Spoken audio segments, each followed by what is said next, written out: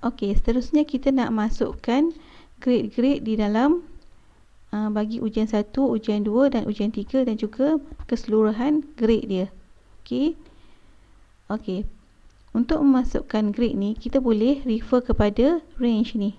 Markah 0 hingga 49. Okey, 41 ni kita klik.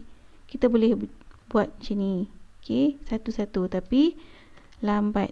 Okey, cara yang cepatnya, okey, kita gunakan Vlookup. Okey, untuk Vlookup, cara yang pertama hendaklah kita buat table Vlookup dulu. Okey, untuk table Vlookup, kita tak perlukan range macam ni ya. Kita terus masukkan macam ni. Okey, ini untuk table Vlookup. Okey, kita namakan table Vlookup ni dulu ya. Highlightkan untuk grade ni. Namakan dia sebagai, saya namakan dia sebagai grade. GRED, enter. Okey, jadi bila kita highlight ni, dia ada nama dia sebagai grade. Okey, untuk masukkan grade, klik pada sel yang kita nak masukkan grade ni, grade untuk ujian ni lah. Okey, pergi pada function kat sini.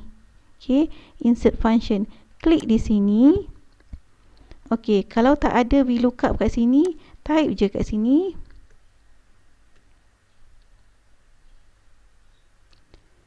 Vlookup. Enter, dia akan keluar kat sini. Double klik dekat Vlookup ni. Okey, dia keluar function argument ni. Okey. Okey, lookup value. Lookup value ni kita nak lookup value apa? Value untuk ujian 1 ni, 90 ni. Okey, klik dekat dia. Okey, dia keluar yang ni lah. Okey, table array. Table array ni table apa? Table untuk Vlookup. Okey, kita highlightkan kat dia. Macam ni. Okey, dia dah tahu nama dia grade. Kalau kita nak type pun boleh. Okey, column index number. Yang ni adalah untuk grade lah. Okey, sebab dia minta number, index number, kita letak 2. Okey, sebab 1, 2. Okey. Lepas tu klik OK. Okey.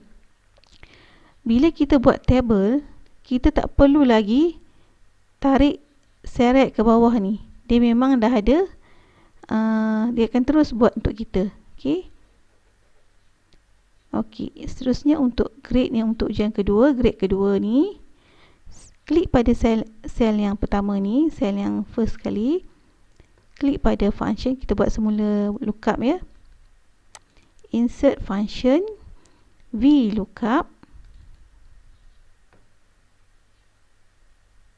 Okey, sekali lagi ya, klik keluar yang ni.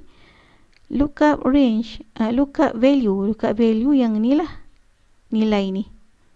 60. Table array. Table array dia adalah yang ni lah. Ataupun saya type. Boleh je type. Okey. Bila type, dia tahulah. Okey. Table grade ni. Okey. Yang ni, kita nak paparkan grade dia. Klik OK. Okey, dia buat untuk kita. Dan juga untuk grade yang ni, grade yang ketiga tu, sama juga. Insert function Vlookup. Okey. Nilai dekat ujian 3 ni. Table array adalah table grade ni. Okey. Yang kedua lah. Okey. Okey, jom kita buat untuk grade keseluruhan pula. Okey, untuk grade ni sama je. Insert function Vlookup. Lookup value dia yang ni lah, purata ni.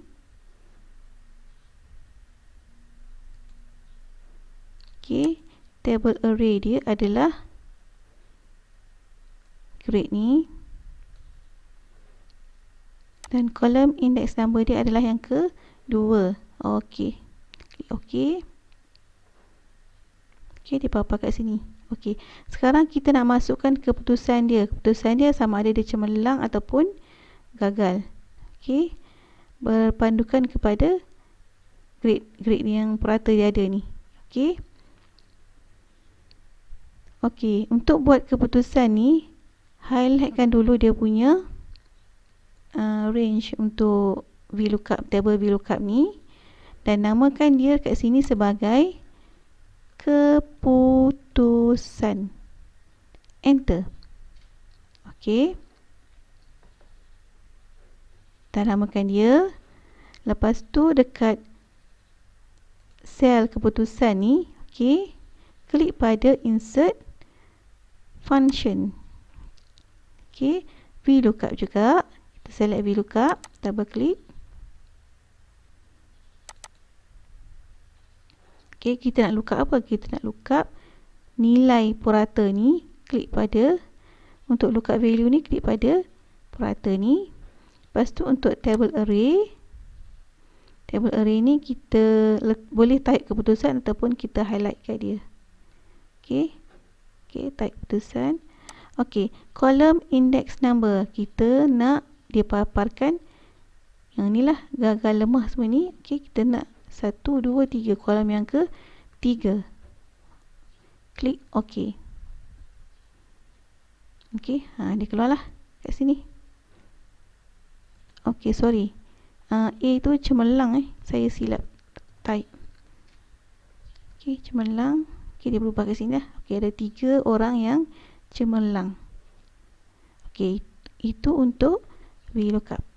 Okey.